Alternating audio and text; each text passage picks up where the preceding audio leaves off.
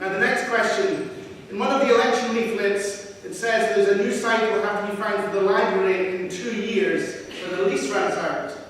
Is this something which is irreversible? And if so, where do we in the library go?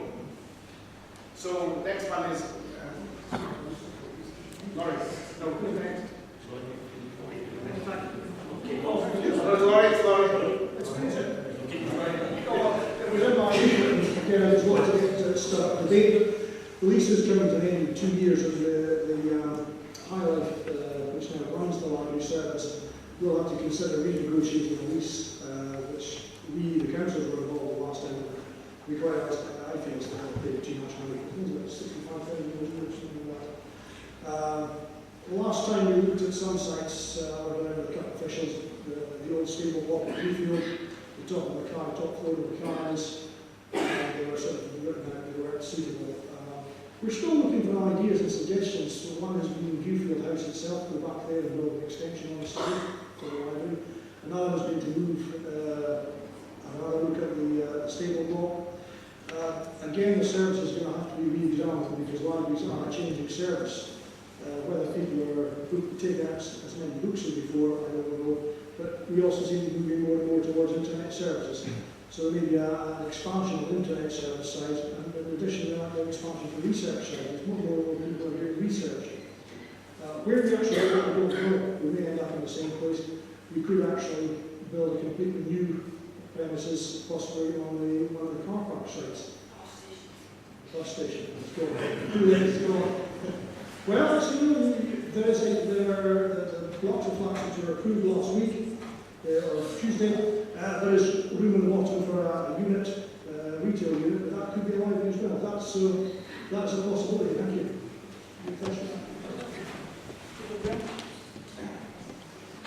I don't think I really have an awful lot to add, other than, yes, the services are changing, the libraries, the nature of the libraries is changing, but they do an awful lot of good for young people, and I think they have developed those services for young people and reading and promoting reading, and that's the most important thing, is for our young people.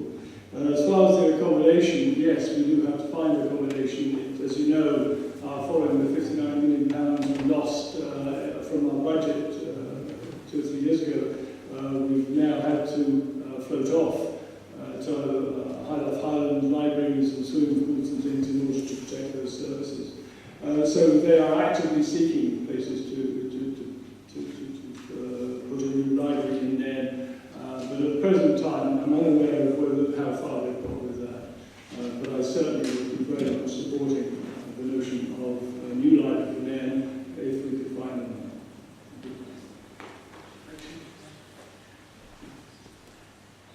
Just to explain a little bit, High Life Ireland is an arm's length organisation which the council had to set up to save money. One of their schemes to save money, basically by setting up this arm's length organisation, they're not paying rates, whereas the swimming pool and community education and libraries were all paying rates. And that is no longer going to be a cost to these services, and the council then buys back these services from High Life Ireland.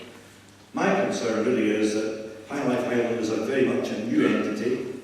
It's the entity that the council gets these services from, and scrutiny of how they deliver and the quality of service they deliver is going to be very important. And I think it's up to whoever is elected as a councillor to look very, very closely over the next 12, 24 months to ensure that the level of service does not diminish with this arm's length organisation, because it's one step away in terms of accountability in that it's removed from the council. And I think that makes it even more difficult and even more essential that we scrutinise exactly what they're doing in the service they provide. Does anyone else want to speak to this? I mean, my group in the council, we were wanting more investigation done before it went out to High Life Ireland, because we weren't happy about the proposals in relation to that. And I think one of the problems that we've got now, the library will be coming up in 2 years' time, and the influence that we can have as members over that is limited because it's now being live-talked in arm's length organisation, which has actually got nobody on the board from there, which is a big oversight, I think, in the part of the account administration. Anyone else want to make a comment? Just very quickly, I think that, whatever happens, it's a case of scoping and deciding what kind of library do we want for a 21st century, because I guess patterns of use of library have changed enormously over 100 years. The second is, it needs to be a high street type facility. It needs to be in the centre. It draws people in, people use it in terms of a drop-in facility as well. So, I think if it can't stay where it is, and it may not be the best value to keep paying that kind of rent forever after, then it is a case of looking around and potentially looking at some of these other buildings. Again, the free church schools there won't be ideal in a whole range of ways, but boy, it would bring it back into life in a new and very different way. Any other comments? No. Oh, sorry. Just briefly, what Ronnie says, possibly Viewfield House could be certainly a cultural location within the museum, possibly an extension of our library, and possible development of a quality formal parkland in the open space next to the existing facility. But one thing is for sure though, decisions got to be taken quick, and the four councillors elected will have to play a major role with the community in passing information to